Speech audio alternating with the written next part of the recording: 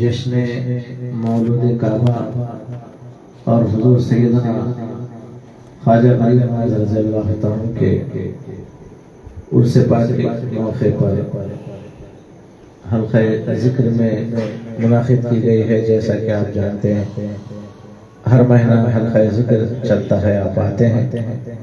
آپ تمام حضرات کا اور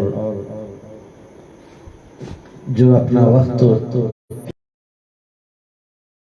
کہ اللہ تبارک و تعالی حضور غوث اعظم دستگیر رضی اللہ تعالیٰ گڈے خالد و شیخ رضی اللہ تعالیٰ کے صدقہ طفیل میں اسی طرح اس محفل کو آگے بڑھاتے رہے اور ترقی عطا فرمائے۔ سامعین حضرات، میں نے قرآن پاک کی آیت تلاوت کی۔ اللہ فرماتا ہے اے ایمان والو اللہ سے ڈرو اور سچوں کی صحبت میں رہو۔ اور آج کی یہ محفل حضور خواجہ غریب نواز رضی اللہ تعالیٰ کے عرس پاک کے موقع پر منعقد کی گئی ہے، اور اس میں انشاءاللہ شیر خدا حیدر کرار حضرت علی رضی اللہ تعالیٰ جن کو دنیا آپ کی ولادت کے موقع پر 13 رجب کو آپ کی ولادت ہے، اسی مناسبت سے مولود کعبہ کے تعلق سے محفلیں منعقد کرتے ہیں۔ انشاءاللہ ایک 15-20 منٹ آپ کا وقت لوں گا، کیونکہ ذکر کی جو محفل منعقد کرتے ہیں اس میں سب سے پہلے ضروری ہے کہ ہم کچھ نصیحت بھی کریں، تاکہ آج کے اس ماحول میں نوجوانوں کو صحیح پیغام پہنچے اور صحیح ان کی کیا ہے رہنمائی کر سکے۔ تو اللہ تبارک و تعالیٰ اس آیت میں فرماتا ہے کونوا مع الصادقین، سچوں کی صحبت میں رہو۔ اس میں اللہ تبارک و تعالیٰ 3 چیزوں کا ذکر کیا ہے۔ 3 چیزیں کیا ہے؟ پہلے اللہ یہ حکم دے رہا ہے، کسے حکم دے رہا؟ قرآن کی پہلی آیت ہے، یعنی یا ایھا الذین آمنوا، اے ایمان والو۔ یہ حکم کسے ہو رہا ہے؟ مسلمانوں کو ہو رہا ہے۔ پھر اللہ تعالیٰ دوسری جگہ فرماتا ہے اتقوا اللہ، اللہ سے ڈرو، یعنی تقوی والے ہو جاؤ۔ اس کے بعد پھر اللہ کہتا ہے کونوا مع الصادقین، سچوں کی صحبت میں رہو۔ اب ہمیں ایک سوال پیدا ہوتا ہے کہ جب ہم مومن ہیں، مسلمان ہیں، تقوی والے، یعنی تقوی بولے تو بہت بڑا لفظ ہے۔ تقوی کا معنی یہ ہے کہ اللہ سے ڈرنا، اللہ کا خوف دل میں رکھ کر زندگی گزارنا۔ جب یہ چیز ہمارے اندر آ گئی، ہم ایمان والے بھی، ہمارے اندر تقوی بھی آ گیا، تو پھر سچوں کی صحبت میں رہنے کی ضرورت کیوں؟ اب آپ دیکھتے ہیں نا، اب دنیا بہت سارے ایسے بھی لوگ ہیں جو نوجوانوں کو، بھولے بھالے لوگوں کو روکتے ہیں کہ ولیوں کی صحبت میں رہنے کی ضرورت کیا ہے، صاحبان پیچھے بھاگنے کی ضرورت کیا ہے، درگاہوں کو جانے کی ضرورت کیا ہے۔ ہم اگر نماز پڑھ رہے ہیں، ہم روزہ رکھ رہے ہیں، تو ہمارے لیے یہ بہت بڑی ہمارے لیے کافی ہے۔ پھر درگاہ کو جانا، صاحبان کے پیچھے بھاگنا، پیروں کے پیچھے بھاگنے کا مطلب کیا ضرورت ہے؟ خود اللہ قرآن میں کہتا ہے۔ اب کچھ لوگ بولتے ہیں نا مرید بننا قرآن میں ہے کیا، درگاہ کو جانا قرآن میں ہے کیا، صاحبوں کے پیچھے رہنا قرآن میں ہے کیا؟ خود اللہ تعالیٰ قرآن میں پڑھا کونوا مع الصادقین۔ اس کا معنی کیا ہے؟ سچوں کی صحبت میں رہو۔ جب ہمیں ایمان ملا، تقوی ملا، یعنی اللہ کا ڈر ملا، خوف ملا، ایمان ملا، تو پھر اب ہم ایمان والے ہو گئے، تقوی والے ہو گئے، 2 چیزیں ہمارے اندر آ گئے، ایمان بھی آ گیا، عمل بھی آ گیا۔ اب پھر تیسری چیز کی ضرورت کیوں ہے؟ اللہ تبارک و تعالیٰ تیسری چیز کی ضرورت بیان کیوں کرا قرآن میں؟ سچوں کی صحبت میں رہنے کا حکم کیوں دیا؟ اس لیے کہ بزرگان دین کہتے ہیں ایمان جیسا آتا بھی ہے، جاتا بھی ہے، اعمال بنتے بھی ہیں، بگڑتے بھی ہیں. تو یہ ایمان اور اعمال کو بچانا ہے تو اللہ کے ولیوں کی صحبت میں رہنا. اب کیسے ایمان جاتا, کیسے عمل برباد ہوتا ہے, تو سب سے موٹی مثال ہمارے پاس, سب سے بڑی مثال ہمارے پاس ہے. کیا ہے؟ ابلیس کی. ابلیس سے بڑا نمازی کون بھی نہیں تھا, ابلیس سے بڑا عبادت گزار کون بھی نہیں تھا, ابلیس سے بڑا عالم کون بھی نہیں تھا. حدیث میں آتا ہے کہ اگر ابلیس کے سجدے پورے روئے زمین پر پھیلائے جائے تو پاؤں رکھنے کی جگہ نہیں. اتنا بڑا نمازی, اتنا بڑا پرہیزگار, اور ایسا عالم جھولے میں بیٹھ کے فرشتوں کو علم سکھاتا تھا. اس سے بڑا تقوی والا, اس سے بڑا پرہیزگار, اس سے بڑا عبادت گزار دنیا میں آپ کو کون بھی نہیں ملتا. اب جب اتنا بڑا عالم, اتنا بڑا عبادت گزار برباد ہو گیا, اس کے اعمال برباد ہو گئے, اس کا ایمان چلے گیا, تو پھر ہماری تمہاری کیا نشان. تو اس لیے اللہ تعالیٰ فرماتا ہے کونوا مع الصادقین, سچوں کی صحبت میں رہو, اس لیے کہ سچوں کی صحبت سے تمہارا ایمان سلامت رہتا, تمہارے اعمال بھی سلامت رہتے. اب حضور غریب نواز, اب دیکھیں کتنے بڑے ہستی ہیں غریب نواز, جن کو ہند الولی کہا جاتا ہے, عطا رسول کہا جاتا ہے, نائب رسول فی ہند کہا جاتا ہے. اور آپ کا جو گھرانہ ہے سادات گھرانہ ہے. دیکھیں ایک شاعر کہتا ہے, مہکا ہے باغ طیبہ کا, مہکا ہے باغ دین کا طیبہ کے پھول سے, مہکا ہے باغ طیبہ کا, مہکا ہے باغ پھول کا طیبہ کے دین سے, دنیا میں دین زندہ ہے آل رسول سے. آج دنیا میں اللہ تبارک و تعالی ایمان کو, اسلام کو, ایمان کی دولت کو اگر پھیلایا ہے تو آل رسول سے پھیلایا ہے, آل رسول سے پھیلایا ہے. میں تفصیل میں نہیں جاتا, تفصیل میں گیا تو پھر بات لمبی ہوتی جاتی, کیونکہ وقت بھی ہو رہا ہے, ذکر بھی کرنا ہے, اور آپ لوگ دن بھر کام میں مصروف رہتے ہیں, تھکاوٹ بھی رہتی ہے. اور ہمارے حافظ صاحب ایک مشورہ دے رہے تھے کہ ذکر کی محفل بیٹھا رہا, فیض حاصل کرا. اب حضور غریب نواز آپ کے پیر و مرشد کیا, آپ کے پیر و مرشد حضرت خواجہ عثمان ہارون, بہت بڑی ہستی, بہت بڑی ہستی. آپ کی مزار جو ہے نا مکے میں ہے, جنت المالا, جنت المالا, جنت المالا, جنت المالا میں ہے. حضرت خواجہ عثمان ہارون کی, غریب نواز کے پیر و مرشد, مکے میں آپ کا انتقال ہوا اور وہیں جنت المالا میں آپ کو دفنایا گیا ہے. تو یہ جب حضور غریب نواز علم کی ڈگری حاصل کرنے کے بعد, آپ جو ہے نا دین کا علم حاصل کرنے کے بعد, آپ کے اندر ایک خلیش تھی.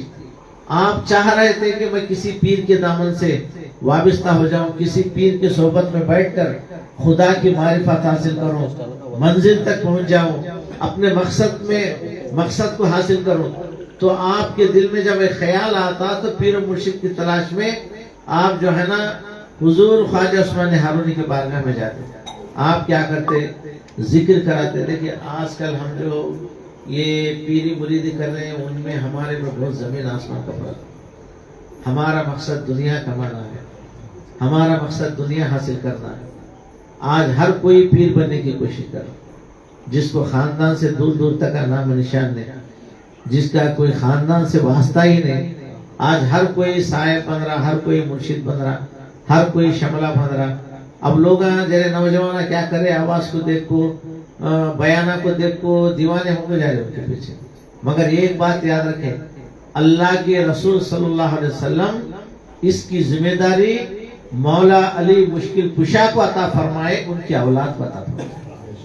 اب حدیث سرکار کیا فرمائے, اے لوگوں میں تم میں دو چیزیں چھوڑ کر جا رہا ہوں, دو بھاری چیزیں, دو وزندار چیزیں, دو مضبوط چیزیں چھوڑ کر جا رہا ہوں. ایک کیا ہے, اللہ کا کلام ہے، قرآن مجید ہے. دوسری کیا ہے؟ میری آل ہے. دوسری کیا ہے؟ میری آل ہے. تم ان دونوں کا دامن تھامے رہو گے تو کبھی گمراہ نہیں ہوگے. اللہ کے رسول کیا فرمائے؟ ایک اللہ کا کلام ہے، دوسری میری آل ہے. کیوں فرمائے؟ سرکار یہ نہیں فرمائے کہ میرے صحابہ کا دامن تھامو، میرے صحابہ کی صحبت میں رہو، میرے صحابہ کا دامن تھا. کیونکہ صحابہ کا زمانہ کب تک ہے؟ صحابہ کا زمانہ 70 سال، 80 سال، 90 سال، 100 سال تک تھا.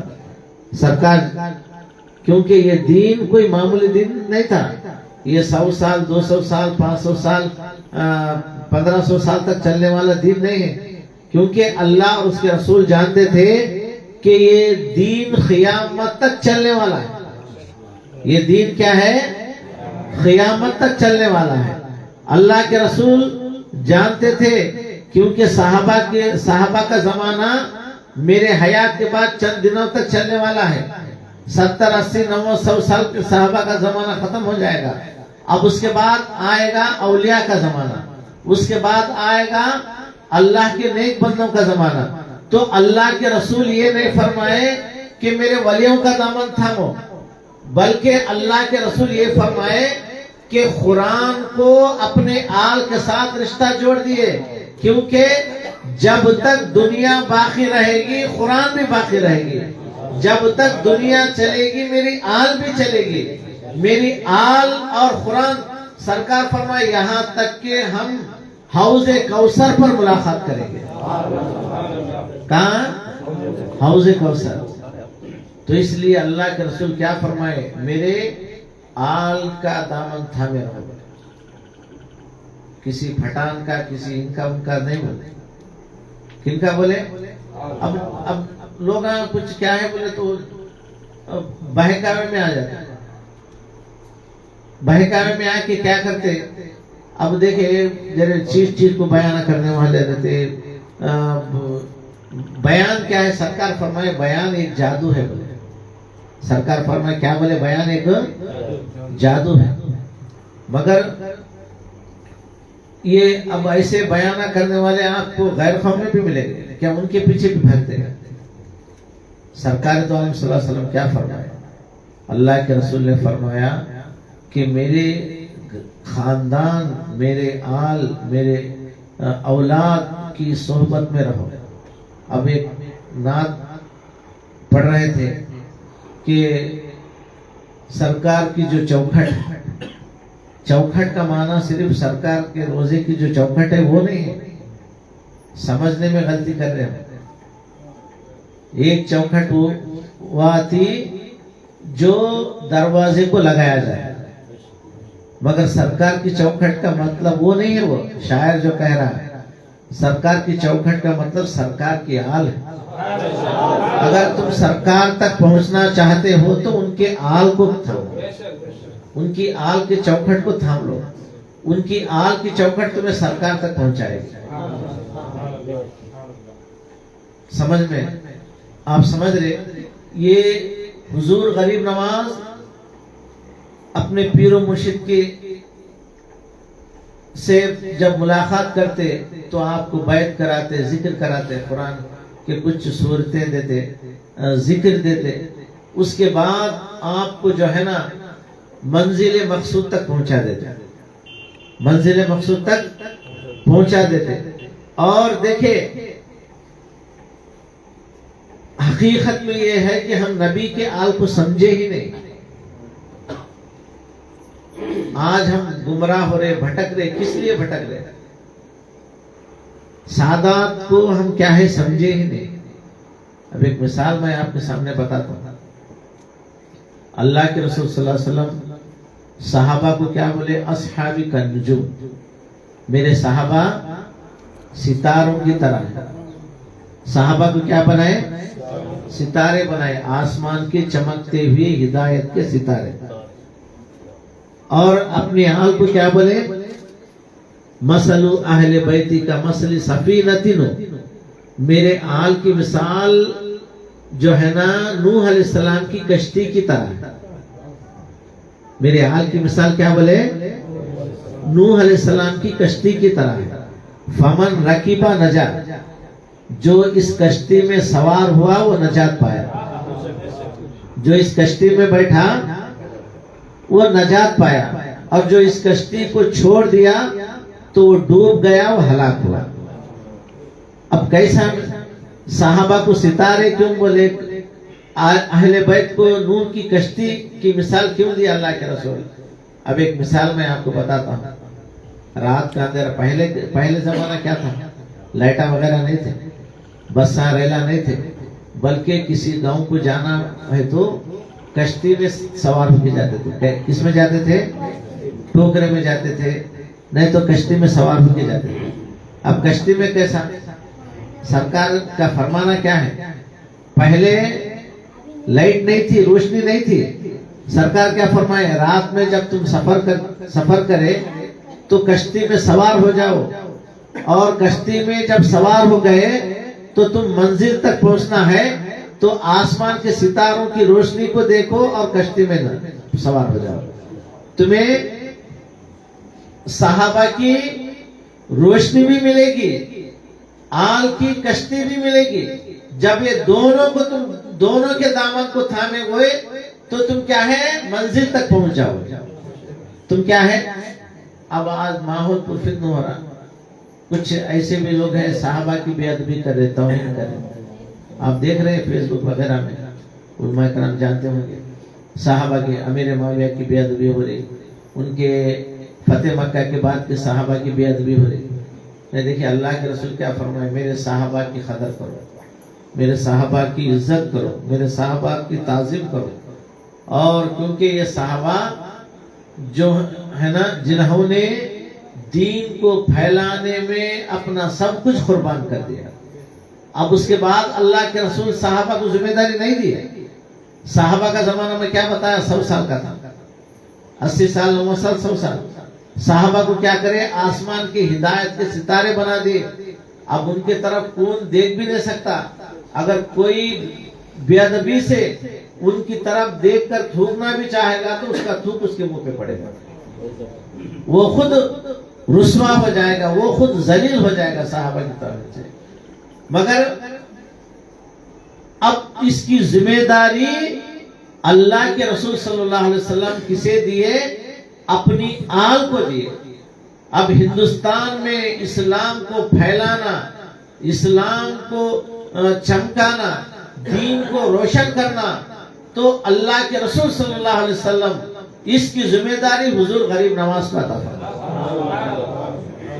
حضور غریب نواز کو عطا فرمائے. اور آپ نے جو خدمت کی دین کی، آپ نے جو اسلام کو پھیلایا، اور آپ نے اس ذمہ داری کو جو نبھائے حضور غریب نواز رضی اللہ تعالیٰ عنہ. اور اللہ نے آپ سے ایسا کام لیا کہ آپ کے دست اقدس سے 90,000 غیر مسلم کلمہ پڑھ کر مسلمان.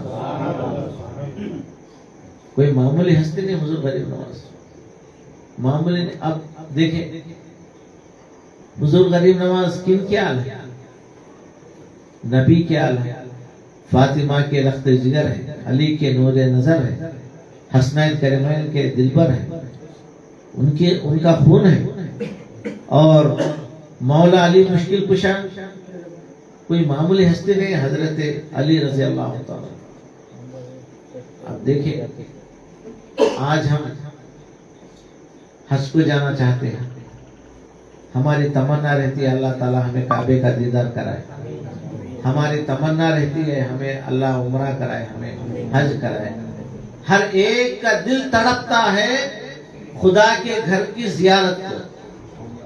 ہر ایک کا دل تڑپتا ہے خدا کے گھر کو دیکھنے کو. ہر مومن کی تمنا رہتی ہے کہ اللہ تعالیٰ زندگی میں ایک مرتبہ تو دیدار کرائے. صحیح ہے نہیں؟ ہر کوئی چاہتا ہے، ہر کوئی تمنا رکھتا ہے، ہر کوئی خدا کے گھر کو دیکھنا چاہتا ہے، خدا کے گھر کو چومنا چاہتا ہے، خدا کے در کو چومنا چاہتا ہے، خدا کے در کو دست اپنا ہاتھ لگانا چاہتا ہے، خدا کے گھر کی چوکھٹ کو، کوئی حجر اسود کو چومنا چاہتا ہے. ہر ایک کی تمنا رہتی ہے. مگر حضرت علی کی مقدر کیا ہے؟ حضرت علی کی شان کیا ہے, آپ کا مقام کیا ہے. اب دیکھیں دنیا میں ہم اب کا دور میں پہلے کیا تھا, گھروں میں پیدا ہوتے تھے, مگر اب کا ماحول کیسا ہے, اکثر دواخانے میں پیدا ہوتے ہیں. کبھی کوئی پلین میں پیدا ہوتا ہے, کوئی بس میں, کوئی راستے میں, کوئی دواخانے میں, یہاں وہاں. مگر حضرت علی کی شان ایسی ہے کہ اللہ تبارک و تعالیٰ نے آپ کو کعبے میں پیدا کیا, اسی لیے آپ کو کیا بولتے ہیں, مولود کعبہ. مولود کعبہ.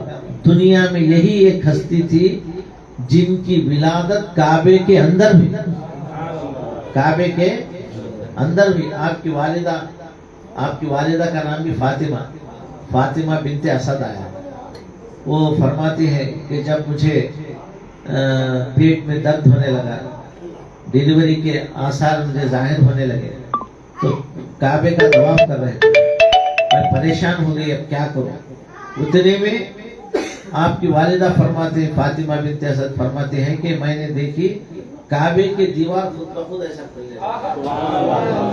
کعبے کی دیوار, حدیث کا الفاظ ہے, کعبے کی دیوار کھلنے لگی, تو میں کعبے کے اندر چلے گئی. کعبے کے اندر چلے گئی تو کعبے کی دیوار خود بخود مل گئی, اور اسی کعبے میں علی کی ولادت ہوئی.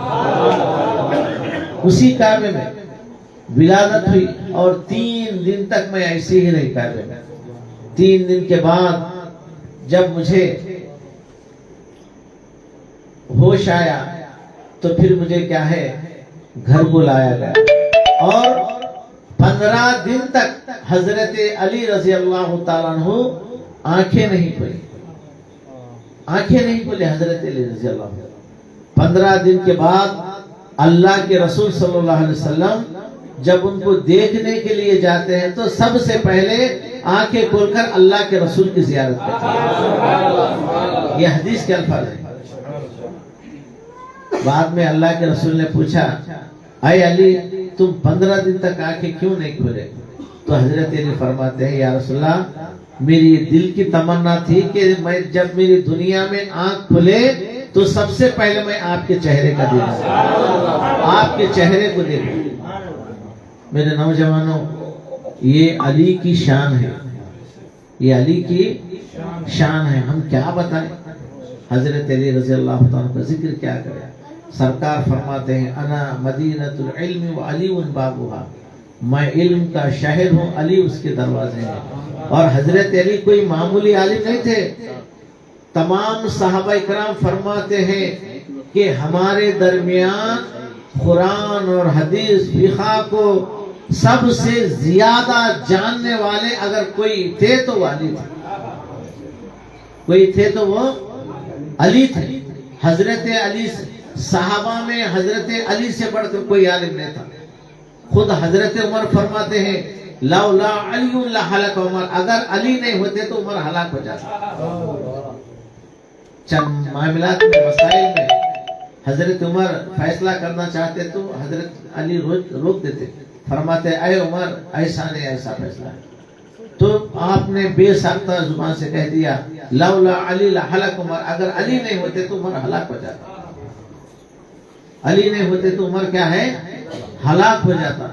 میرے نوجوانوں, بزرگوں, دوستوں, حضور غریب نواز ہندل ولی ہے, عطائے رسول ہے, اور اللہ تعالی کے یہ مظہر کے شان ہے, اور سرکار دو عالم صلی اللہ علیہ وسلم کے معجزوں میں سے ایک معجزہ ہے حضرت غریب نواز رضی اللہ تعالیٰ. اور حضرت علی کا مقام تو کیا آج ہم سمجھے ہی نہیں. آل نبی ہم کیا ہے, ہم غلط جگہ بھاگ جائے, ہم غلط طریقے پہ چلے جائے. اللہ کے رسول صلی اللہ علیہ وسلم نے اگر قدر کرنے, تعظیم کرنے کی اگر کسی ذات اور کسی خاندان کی اگر کوئی اللہ کے رسول نے حکم دیا ہے تو اپنے آل کا حکم دیا ہے, اپنے اہل بیت کا حکم دیا ہے. میرے اہل بیت کی تعظیم کرو, میرے اہل بیت کی قدر کرو, میرے آل سے محبت کرو, اور دیکھیں سرکار فرماتے ہیں من مات فی آل محمد مات شہیدا، جو میرے آل کی محبت میں مرا اللہ تعالیٰ اس کو شہادت کی موت عطا فرماتا ہے۔ جو نبی کے آل کی محبت میں مرا اسے کیا ہے؟ شہید کا قیامت میں شہیدوں میں کیا ہے شامل کر دیتا ہے۔ بے شمار حدیث ہے اللہ کے رسول صلی اللہ علیہ وسلم کے اپنے آل کے لیے، مگر ہم کیا کریں؟ ہم کیا کر رہے ہیں؟ آل کو چھوڑ دے رہے۔ ہم کیا کر رہے ہیں؟ آل کو چھوڑ دے رہے۔ یہ سب چیزیں کوئی آواز کے ذریعے سے آپ کو متاثر کرتا ہے، کوئی بیان سے متاثر کرتا ہے، تو میں تو کہوں گا کہ اگر آواز پہ یا بیان پہ اس پہ اگر آپ چلے جائیں گے تو دنیا میں بہت سارے غیر میں بھی آپ ان کے پیچھے بھاگتے گئے۔ سرکار کیا بولے؟ آل کا دامن پکڑو، آل سے محبت کرو، ان سے نسبت جوڑو، کوئی کتنا ہی بڑا عالم کیوں نہ ہو۔ میں آپ کو بتاتا ہوں اور یہ ذمہ داری کے ساتھ میں کہہ رہا ہوں، اگر کوئی غلط ہے تو مجھے جواب دے سکتے، کسی عالم سے کیا ہے لا کے جواب سوال کر سکتے۔ کوئی کتنا بھی بڑا عالم، ایسے 100 عالمہ 1000 عالمہ بھی آپ کو ملے، ایک معمولی نبی کا جو گھرانے والا ہے اس کا مقابلہ نہیں کر سکتا۔ تیرے سینے میں علم رہے گا، مگر تیرا علم رہتا بھی ہے، جانتا ہے، جاتا بھی ہے، مگر نبی کے آل کا اگر معمولی رہے تو اس لیے کہ اس کے جسم میں نبی کے خون کا خطرہ ہے۔ نبی کے خون کا خطرہ کسی کتاب کسی عالم کا مقابلہ اس سے نہیں کر سکتا۔ ایک بات اور میں بتاؤ، حضرت سیدنا صدیق اکبر رضی اللہ عنہ، صحابہ سے میں مثال آپ کو دیتا ہوں، میں آج کل کے ان سے نہیں دے رہا ہوں، صحابہ سے دے رہا ہوں۔ اللہ کے رسول صلی اللہ علیہ وسلم کیا، جب سرکار دو عالم صلی اللہ علیہ وسلم کے دور میں صحابہ کرام اہل بیت سے بے انتہا محبت کرتے، اور سرکار کے وصال کے بعد بھی ایک مرتبہ حضرت علی حضرت صدیق اکبر رضی اللہ تعالیٰ کہیں جا رہے کیا دیکھتے ہیں کہ راستے میں امام حسن امام حسین کھیل رہے، امام حسن کھیل رہے، چھوٹے بچے، کتنی عمر؟ 7-8 سال کی، 7 سال کی عمر تھی رہی، کن کی؟ حضرت امام حسن امام حسین۔ حضرت صدیق اکبر رضی اللہ تعالیٰ کیا کرتے؟ حضرت امام حسن کو لے کر کھانے پہ بٹھا لے کے ناچنا شروع کر دیتے، اور حضرت علی سے کہتے ہیں کہ اے علی، حسن کی صورت تو سرکار کی مشابہ ہے تمہاری طرح۔ یہ محبت میں آپ بولے۔ اور حضرت صدیق اکبر رضی اللہ تعالیٰ فرماتے ہیں کہ میرا تو عقیدہ، میرا تو ایمان یہ ہے کہ میں نبی کے آل پر خرچ کرنے سے، نبی کے آل پر خرچ کرنا اپنے اولاد پر خرچ کرنے سے زیادہ فخر سمجھتا ہوں، مجھے خوشی ہوتی ہے۔ صحابہ کی زندگی کے تعلق سے آپ پڑھو یا معلومات کرو علماء کرام سے، بڑے بڑے صحابہ، ایک مرتبہ تو آپ جو ہے نا حضرت عمر رضی اللہ تعالیٰ عنہ جمعہ میں خطاب کر رہے، تقریر کر رہے، بیان کر رہے، جمعہ میں خطبہ دے رہے، اتنے میں حضرت امام حسین آتے ہیں، آ کر حضرت عمر کا ہاتھ پکڑتے ممبر پر چڑھ اور کہتے ہیں کہ اے عمر، ہمارے نانا جان کی ممبر سے نیچے اتر جاؤ، آپ کے ممبر پہ جاؤ۔ دیکھو جمعہ کا خطبہ ہے، جمعہ کے خطبے کی کیا آداب ہے معلوم؟ جمعہ کا خطبہ جب ممبر پر عربی خطبہ دیتے ہیں تو اس کے آداب یہ ہے کہ ادب کے ساتھ سماعت فرمائیں۔ اور ایک مسئلہ بھی میں نوجوانوں بتاتا ہوں، ہمارے بھی بہت سارے ایسے نوجوان ہیں، عربی خطبہ ہوتا رہتا، سیڑھیاں پہ بیٹھتے ادھر بیٹھتے ادھر، مگر عربی خطبے کے آداب یہ ہے کہ جب مسجد میں ممبر پر عربی خطبہ جب پڑھتے ہیں تو نہ قرآن کی تلاوت کر سکتے، نہ نماز پڑھ سکتے، نہ تسبیح پڑھ سکتے، بلکہ شریعت کا حکم ہے ادب کے ساتھ خطبے کو سننا۔ ادب، بات چیت، کوئی کتنی بھی ضروری بات رہے تو بھی بات نہیں کرنا، بلکہ خاموش رہ جانا۔ یہ جمعہ کے خطبے کے نماز کے آداب ہیں۔ تو حضرت امام حسین ممبر پر چڑھ کے حضرت عمر کو نیچے اتار دیتا، اور حضرت عمر کیا کرتے ہیں؟ امام حسین کو گود میں لیتے ہیں، چومتے ہیں، فرماتے ہیں کہ بیٹا میرا کوئی ممبر نہیں اس لیے آپ کے نانا جان کے ممبر پر بیٹھا. اتنے بڑے جلیل القدر صحابی حضرت ہیں, ان کا ادب کا معاملہ ہے. یہ حدیث میں بتانا, یہ کوئی تاریخ کا کوئی واقعہ کسی بزرگ نے کتاب میں لکھا سو واقعہ نہیں, بلکہ یہ حدیث کے الفاظ میں بتا. تو میرے بتانے کا مقصد یہ ہے کہ حضور غریب آج دنیا میں جتنے بھی اولیاء اکرام آئے ہیں, اکثر اولیاء اکرام نبی کے آل سے آئے ہیں, نبی کے گھرانے سے آئے ہیں. اور آج دنیا میں جو اسلام کی شمع روشن, ارے حضور غریب نواز نہیں آتے تو ہم کہاں سے کلمہ پڑھتے ہیں؟ حضور غریب نواز آتے تو آج مسجدوں میں اذان کی آوازیں کہاں سے آتی؟ حضور غریب نواز نہیں آتے تو آج مسجدوں میں نمازیں کہاں سے ہوتی؟ حضور غریب نواز نہیں آتے تو آج ہمیں ایمان کی دولت کہاں سے ملتی؟ آج کچھ لوگ دیکھو غریب نواز کی قدر بھی نہیں کر رہے ہمارے, کچھ ایسے بھی ہمارے سنیوں میں سے لوگ ہیں, آج کل کے 50 سال 100 سال کے عالم کو لے جا کے غریب نواز کے برابر ٹھہرایا گیا. اور یہ ان کی غلط فہمی ہے کہ آج سنیت زندہ ہے, اسلام زندہ ہے تو ہمارے حضرت کی طرف سے کم خل ہے بولے, کیونکہ حضور غریب نواز اسلام ہی نہیں پھیلائے بلکہ سنیت بھی پھیلائے. تو غریب نواز کو ماننے والا کون ہے؟ سنی ہے کہ وہاں کی سنی ہی غریب نواز کو مان. ارے سنی تو الگ بات ہے, بلکہ غیر بھی آپ کو ماننے پر مجبور ہو جاتے ہیں, ایسے ہستی ہے.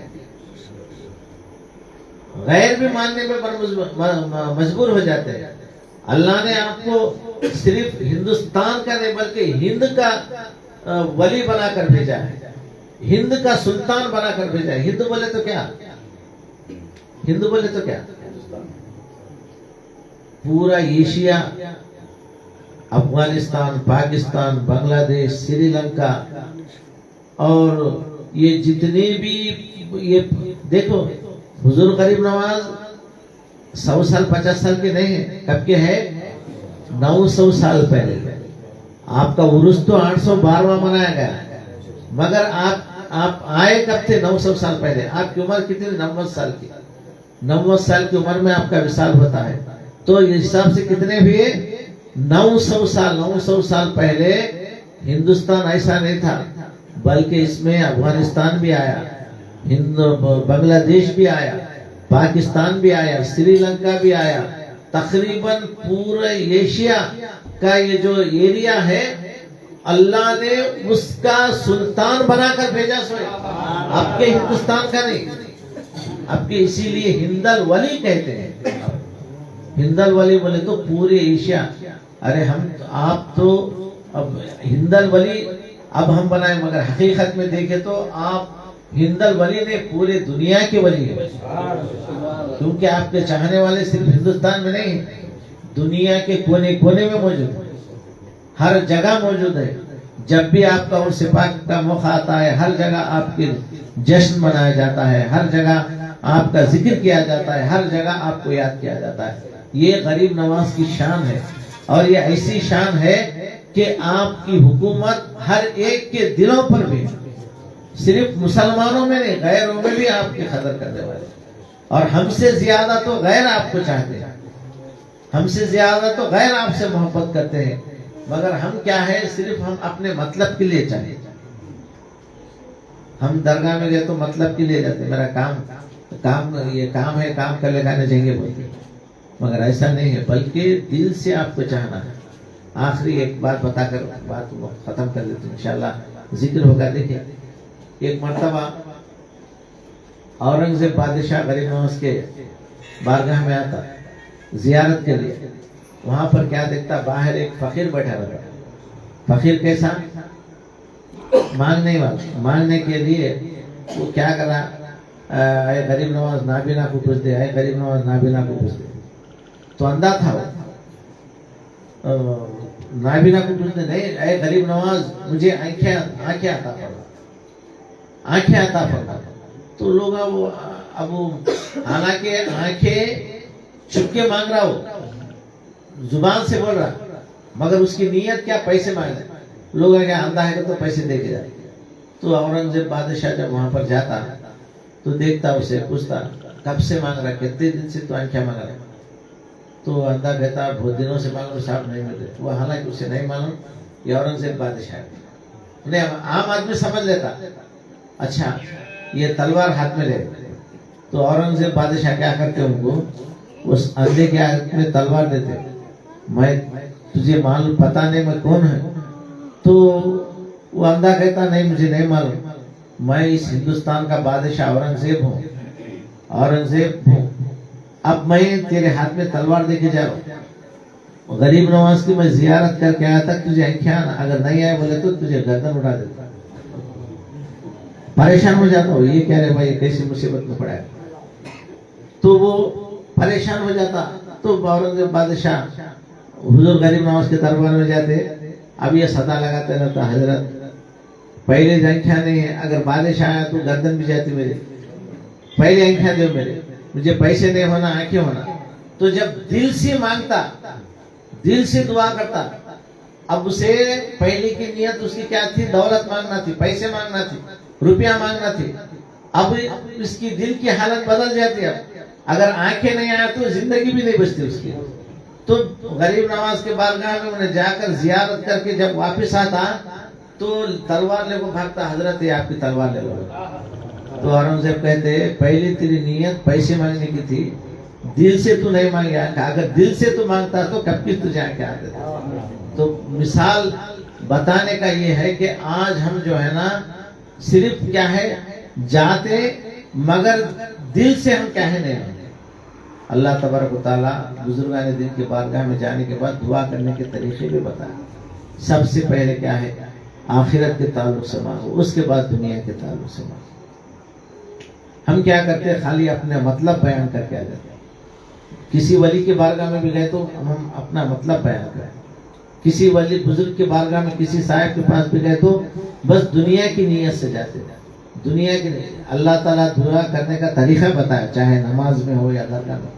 रब्बना आतिना फिद दुनिया हसनतुम व फिल आखिरह, ऐ अल्लाह हमें दुनिया में भी भलाई अता फरमा, आखिरत में भी भलाई अता। दुनिया में भी भलाई दे, हमें क्या है आखिरत में भी भलाई दे। तो ये गरीब नवाज की शान, गरीब नवाज का मुकाम हम बयान क्या कर सकते हैं।